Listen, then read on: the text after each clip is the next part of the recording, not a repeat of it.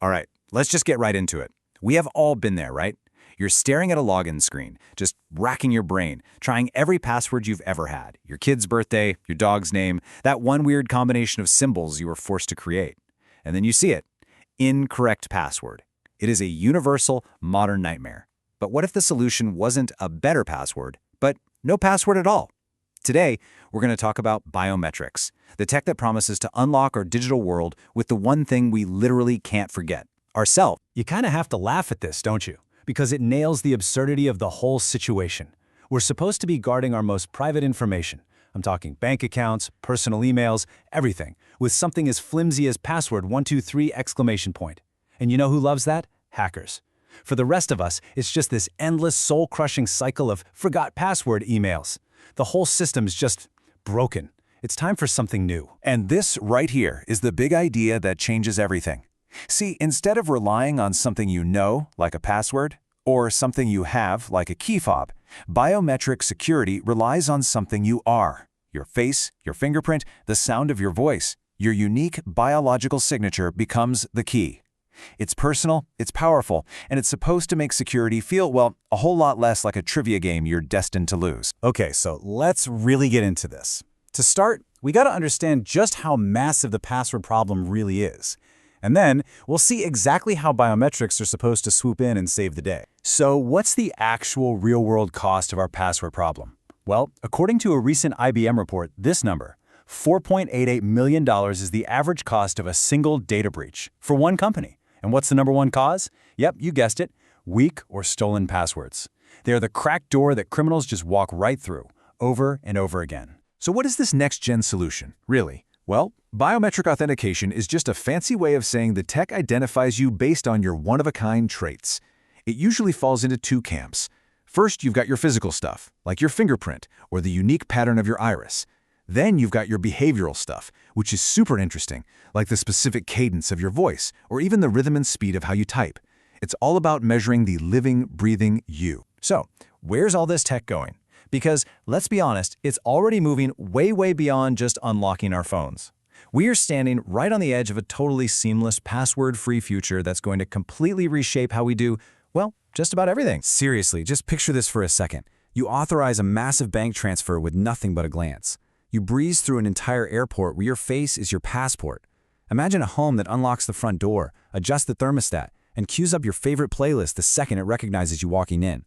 Or think about healthcare, where it could be a literal guardian angel, using a quick palm scan to make absolutely sure the right patient is getting the right medicine. This isn't sci-fi anymore, this is where we're headed. Let's really zero in on that travel idea. Instead of frantically digging through your bag for your ID and your boarding pass, you just walk. A facial scan checks you in at the kiosk, another one whisks you through security, and a final glance gets you right onto the plane. All those lines, all that stress, just gone. Replaced by a smooth, secure, and unbelievably efficient process. And the tech itself is getting smarter, too. I mean, we're all used to fingerprint scanners by now, but the next step is actually going under our skin. These emerging systems use near-infrared light to map the totally unique vein patterns in your palm or your finger. What's so great about that? Well, these patterns are invisible. You don't leave them behind on every coffee cup you touch, and they're incredibly difficult to copy. Okay, this all sounds pretty amazing, right? Almost too good to be true. Which, of course, brings us to the million-dollar question. Is this technology actually the unhackable, completely foolproof security system we've all been dreaming of? Well, as you might have guessed, the reality is a little more complicated. The promise of biometrics is this impenetrable digital fortress. But the truth is, any lock, no matter how sophisticated, can probably be picked. And this is where the story takes a really important turn. Because for all of its incredible strengths, biometric tech has its own unique and frankly pretty scary vulnerabilities. So let's talk about the dark side of you are the key. Now this diagram might look a little complex, and that's exactly the point. A biometric system isn't just one thing, it's a whole chain of events. It starts with the sensor scanning your finger, then software has to analyze it, and finally it's checked against a database where it's stored. As you can see here, an attacker has a bunch of different places where they can try to break that chain, whether it's by fooling the sensor with a fake fingerprint or by grabbing your data while it's being sent to the database. And the threats we're talking about are really serious. The biggest one, the irreversible breach. Think about it. If someone steals your password, it's annoying, but you can change it. But you can't get a new fingerprint. If your biometric data is stolen, it's stolen for good. Then you have the whole world of AI-powered deepfakes creating ultra-realistic videos to fool a facial scanner. And let's not forget, you leave your fingerprints on every single thing you touch. Your data is literally all over the place. And you know, it goes beyond just the technical hacks. The rise of biometrics brings up these huge, thorny questions about our society. Really deep questions about privacy, fairness, and control that we absolutely have to face. This quote from Canada's Privacy Commissioner really just gets to the heart of it. This isn't just any old data, like your shipping address. It is biologically, fundamentally you.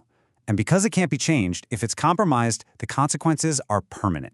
That's why protecting it is so incredibly important. So, in response to these risks, governments are finally starting to step in with some pretty tough regulations. If we look at two of the strongest laws out there, Europe's GDPR and a law from Illinois called BIPA, you start to see a global agreement forming. They're built on the exact same ideas. Companies need your crystal clear consent. They have to tell you exactly how they're using and storing your data, and if they mess up, you have the right to sue them for a lot of money. And believe me, these laws have real teeth. Clearview AI got slammed with fines all over the world for scraping billions of our photos off the internet without asking. Facebook, now Meta, had to pay out a whopping $650 million in a lawsuit for using facial recognition without consent. And India's massive national biometric database, Aadhaar, has been hit with scandal after scandal over data leaks. These aren't just what-if scenarios. This is what happens when things go wrong. So what do? We've got this incredible, convenient future on one hand, and these really serious risks on the other. How do we move forward?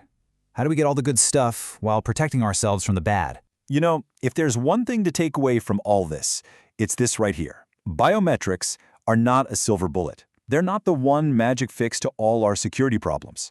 Instead, we have to think of them as one very powerful layer in a bigger, smarter security strategy. They don't replace everything, but they can make everything stronger. So, what's the game plan? Well, first, we should always use biometrics as part of what's called multi-factor authentication. Your face plus a code sent to your phone is way, way stronger than just your face alone. As consumers, we have to demand that companies are upfront about what they're doing with our data. We need to support smart laws that protect our privacy without killing innovation. And finally, we have to insist that companies build new tech with privacy by design, meaning security is baked in from day one, not just tacked on at the end. So look, this revolution is already happening. The convenience is amazing, you can't deny it, but the risks are just as profound. This technology is tying our digital identities to our physical bodies in a way that is permanent and deeply, deeply personal. So it forces us to ask a really big question. As our bodies become our passwords, are we actually ready for what that truly means?